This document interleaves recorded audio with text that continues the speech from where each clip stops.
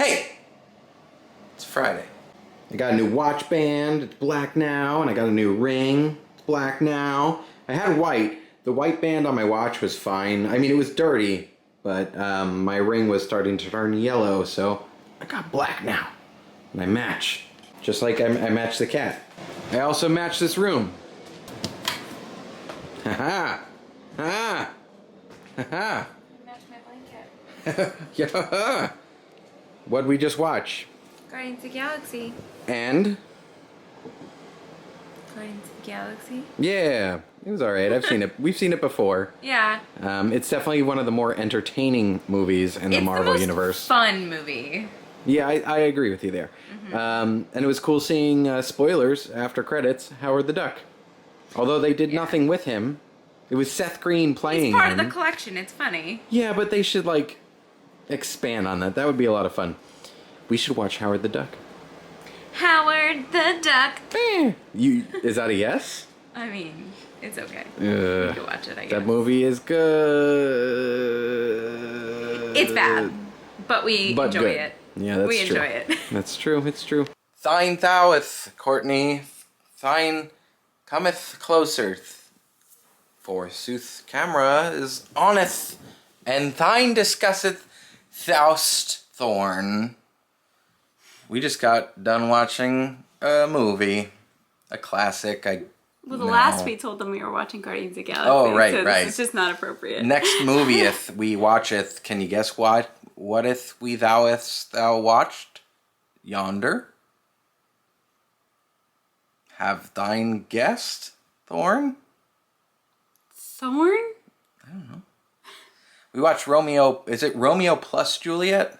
That's how I always read it. Well, it's because Romeo of the insignia Juliet. on the ring. Right. It's a cross, actually, but...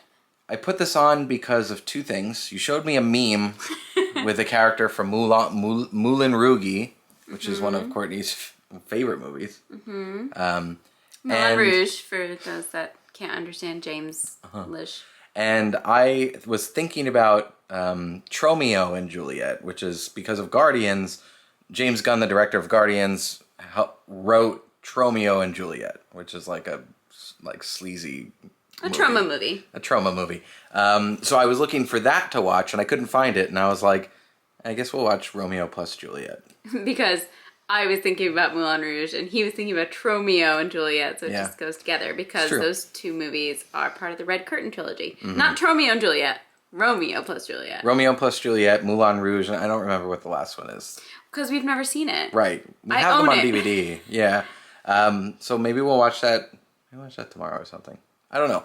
But Romeo+Juliet is a very interesting movie. The director has this way of doing shots of fast forward and slow and fast forward and slow, and that was all cool, and I like that because he did that a lot in Moulin Rouge.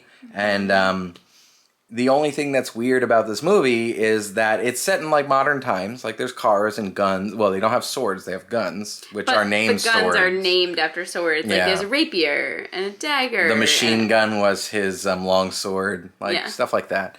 And that's all cool, great. The thing that's really strange about this movie and why it didn't do well is because they all talk. The script is Romeo and Juliet. Yeah, it's the original Shakespearean language.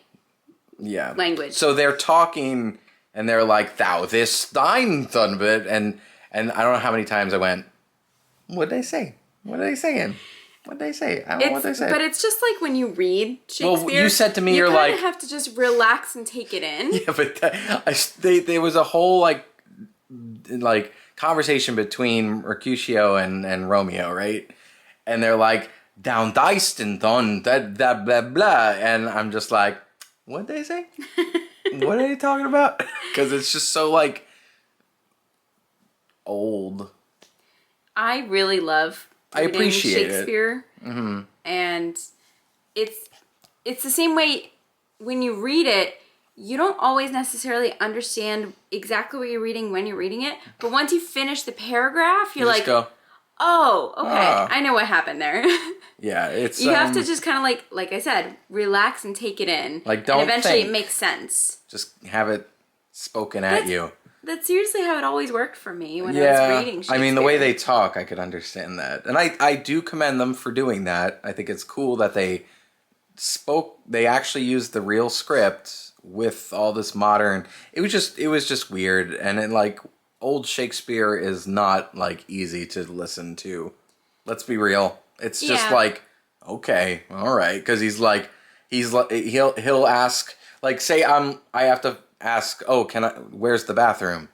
The way that William Shakespeare would say it would be like, thine morrow with thine lower regions be released to the sun, and you'd have to go, oh, he wants to know where the bathroom is. Like, that's what this movie is.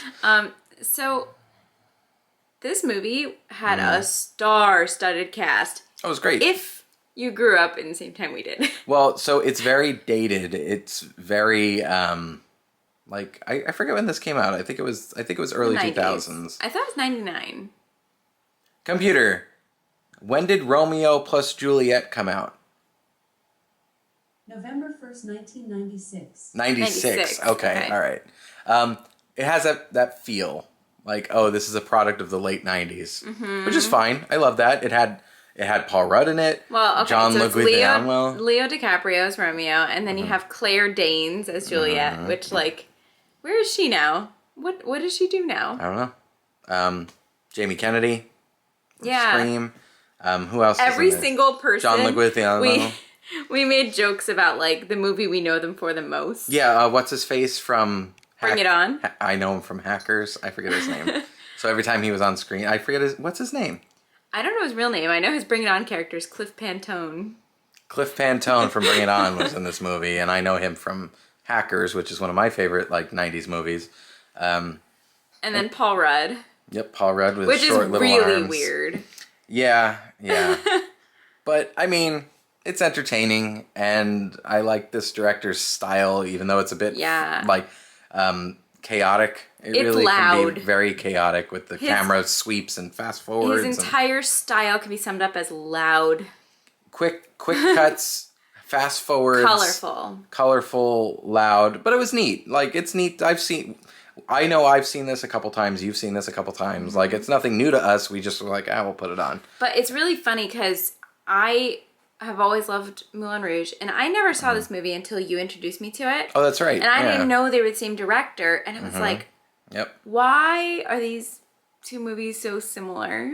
Same director. It's the same feel when you're watching it. Yeah, and we'll watch the third one because it's part of a trilogy. They're not related. Like, the stories aren't related. They're just, this director did 3 movies that are part of There are very similar visual cues, and he uses music in the same way in both of them. Yeah. So I'll be really interested to know what the third one's like. So that's what we're going to do soon.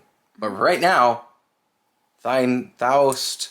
Right now, I'm going to go look at what that movie's called. Anyway, we'll watch the third one at some point. But thou'st thine knoweth need to go to bedeth, for the sun is envious of the moon, and has fallen sleep forevermore until the morrow. So thy hopes thou'st had good day of fry, and to each his own. Strictly Ballroom. What is it called? Strictly Ballroom. Well, we'll watch Strictly Ballroom. Like, Ballroom? Ballroom. Strictly Ballroom. You messed up my... It's a barbershop. Thy good nighteth, thou seeth thine soon. I sounded like a witch at that last part.